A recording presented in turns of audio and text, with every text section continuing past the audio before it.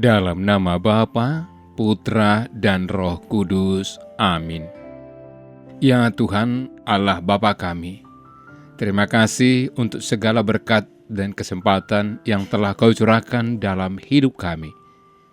Pada kesempatan ini, kami datang menghadap di Kau untuk memohon berkat-Mu dalam mendengarkan firman-Mu. Kami percaya firman-Mu adalah pelita dan cahaya bagi kehidupan kami, umat-Mu. Karenanya Tuhan, tenangkanlah hati kami, bukalah hati dan pikiran serta telinga kami, dan penuhilah diri kami dengan sabda-Mu. Semoga dengan mendengarkan dan merenungkan firman-Mu hari ini, kami menjadi pribadi yang bertindak sejalan dengan kehendak-Mu. Demi Kristus Tuhan dan pengantara kami. Amin.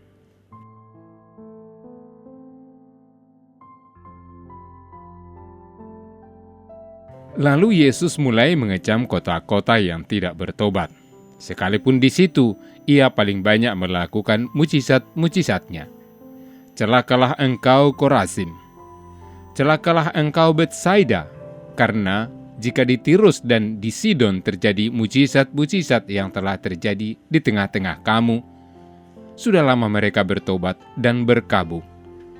Tetapi aku berkata kepadamu, pada hari penghakiman, tanggungan Tirus dan Sidon akan lebih ringan daripada tanggunganmu. Dan engkau Kapernaum, apakah engkau akan dinaikkan sampai ke langit? Tidak, engkau akan diturunkan sampai ke dunia orang mati.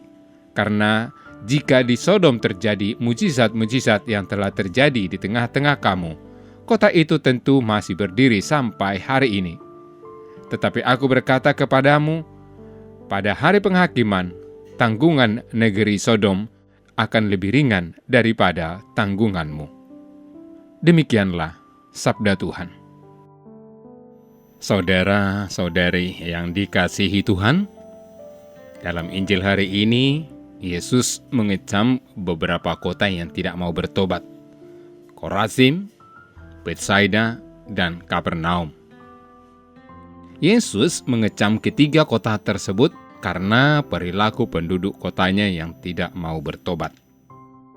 Yesus marah sebab mereka tidak memanfaatkan kesempatan dan waktu untuk bertobat yang telah diberikan kepada mereka. Yesus berusaha menyadarkan penduduk kota tersebut untuk merubah diri dan segera bertobat. Yesus tidak tega dan kasihan jika penduduk Korazim, Betsaida, dan Kapernaum mengalami nasib yang sama dengan penduduk kota Tirus, Sidon. Melalui perjanjian lama, penduduk kota Tirus dan Sidon sudah diperingatkan untuk bertobat. Jika tidak bertobat, maka kota mereka akan dicungkirbalikkan dan para penduduknya akan musnah.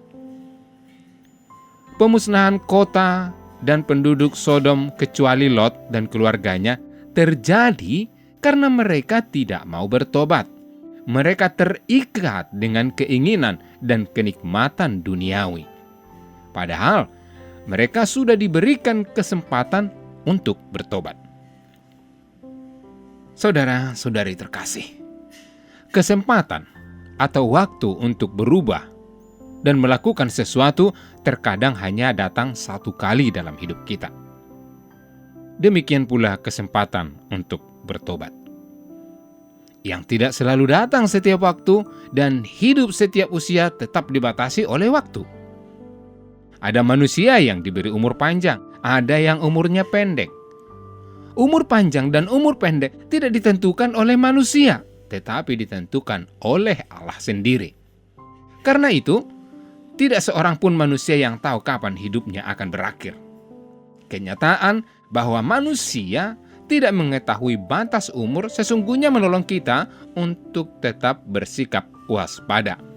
karena pada dasarnya hidup kita begitu singkat. Saudara-saudari yang dikasihi Tuhan, Yesus tidak ingin kita kecewa dan menyesal karena tidak memanfaatkan kesempatan yang ada untuk hidup sebaik-baiknya. Allah mempunyai sifat yang baik dan penuh belas kasihan. Tetapi sifat Allah itu bertujuan memberi kesempatan kita untuk bertobat. Sifat belas kasihan Allah bukan bertujuan membuat manusia terus-menerus berbuat dosa. Hal yang sama terjadi dengan hubungan kita dengan orang lain. Terkadang kita tidak memanfaatkan kebaikan orang, baik orang tua, saudara, keluarga, sesama. Kita baru sadar bahwa kita telah menyia-nyiakan kesempatan yang baik saat orang-orang tersebut sudah tidak ada lagi. Saudara-saudari yang dikasihi Tuhan, Bapa di surga dengan penuh belas kasihan mencari anak-anaknya yang terhilang.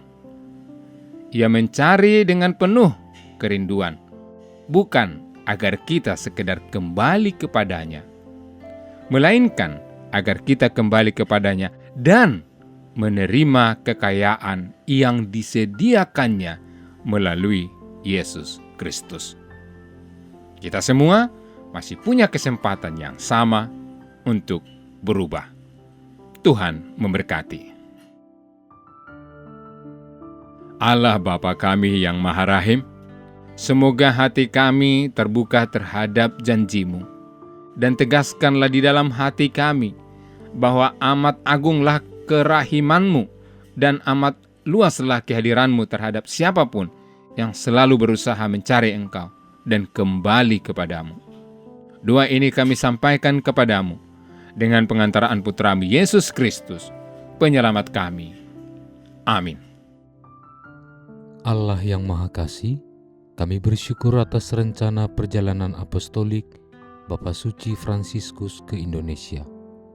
Semoga perjalanan ini menjadi pengalaman iman yang mempererat persaudaraan dalam keanekaragaman, memperkuat bela rasa kepada saudari-saudara kami yang miskin, lemah, tersingkir, dan menderita. Kami mohon kepadamu, berilah kesehatan yang baik bagi Bapak Suci, agar rencana kedatangannya menjadi berkat bagi gereja dan bangsa Indonesia.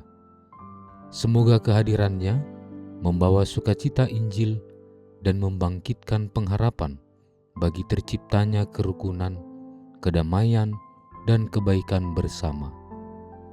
Bersama Bunda Maria, Ibu dan Teladan Iman, serta Bapak Yosef, mempelainya yang amat setia, kami serahkan siapapun yang terlibat dalam persiapan dan pelaksanaan kunjungan apostolik Bapa Suci ini ke dalam kuasa kasih-Mu. Dengan pengantaraan Kristus, Tuhan kami. Amin. Dalam nama Bapa dan Putra dan Roh Kudus. Amin.